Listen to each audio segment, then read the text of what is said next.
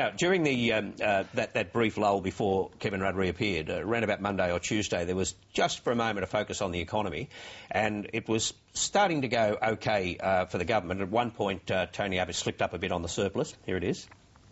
You don't know when the country will be back into surplus under a coalition government? Well, I don't know what I will inherit.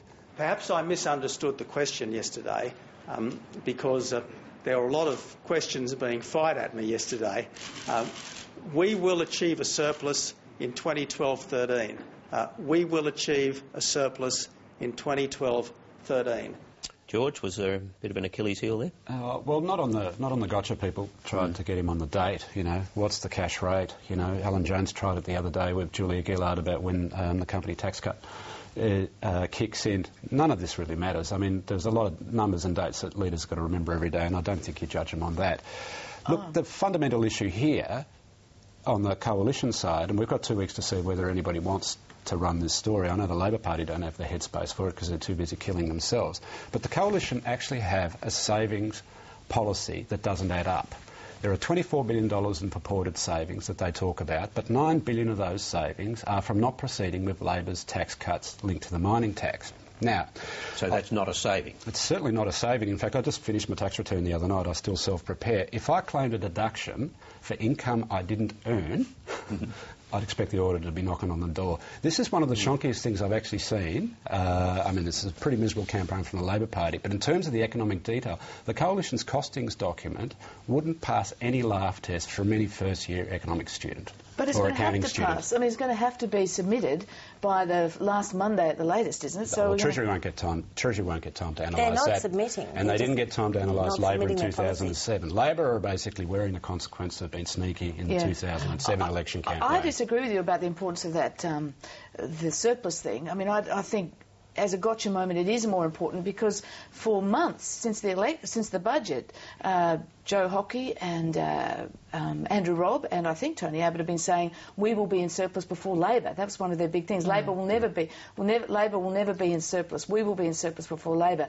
So for Tony Abbott to say he doesn't know it makes me think that there's question marks about it because of the huge cost of that paid parental leave scheme. I mean, that's blown out to $4 billion. Perhaps it also gives you a sense of what might have been had this been a contest between Julia Gillard and Tony Abbott, and that there was a sort of equal attention to both sides. That's why she wants the economic debate, obviously. I mean, another thing on paid what parental about leave, that? I mean, how's that playing out there? Oh, well, he looks like a coward. But the thing is, whilst this campaign is about Labor division, no one really notices. I mean, and that's the thing also about those sort of economic policies and the gotcha moment on the surplus is that a lot of these things are just going straight through to the keeper because there's so much concentration on the biffo between... The soap opera is in Labor. Yeah, it is. I mean, you've got the John Cleese stuff happening, you've got the Shakespearean tragedy with Kevin Rudd, and, you know, I mean, the whole thing, there's all these little sideshows. It's simply taking all the heat away from real policy debates and real policy action, and what is Australia going to expect? Now, what about Tony Abbott's defence on the debate, the no doesn't mean no thing that Sarah Hanson-Young from the Greens, for example, had a go at him about? Well, we'll have a look at it. It gives you a sense that it wasn't really a slip-up, that he'd thought the line through fairly carefully. Here it is.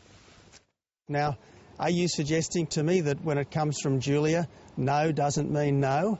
She said no repeatedly, and when she said no, I thought she meant no. She's surely not trying to say to us that no doesn't mean no, because that's what she said, no, repeatedly, and when she said no, I believed her. Now, because that's the language that's used in the anti-Daterape campaign, do you think that was something that he should have avoided? It's something he should have known. I don't think he tried to slip in another message. I just think he thought, oh, no doesn't mean no. Oh, yeah, I'll use that. Without thinking it through. His instincts should have kicked in there. I don't think it was deliberate. I don't. He did because he was so outraged when it was put to him, and it was just possibly one of those things he remembered at the time.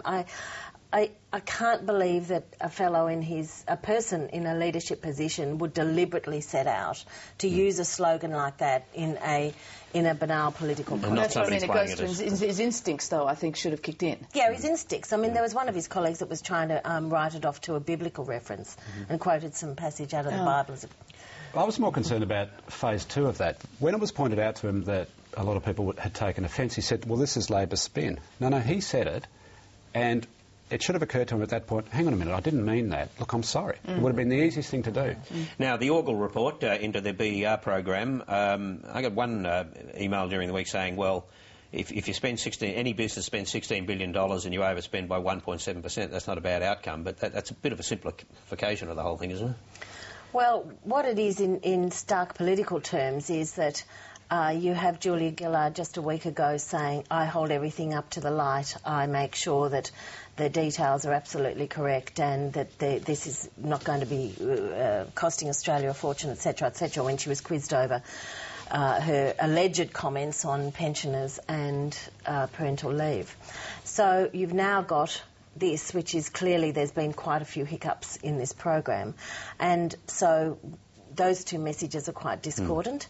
This they can't escape this. It's more than hiccups because it went on for a long time and they didn't intervene quickly enough. They didn't take it seriously quickly enough. It was incompetent management, mostly at the state level. They handed it through the states to get it done quickly, and some of the states did a lot better, or some of the states did a lot worse than others. And once that was becoming apparent, they were asked months ago, they should have intervened at that point and knocked heads together and made sure those dividends, those efficiency dividends or whatever they were pulled back within line. And, I mean, there were certainly design faults that they couldn't intervene with, but they could have done more and be seen to be doing more, in my view. Well,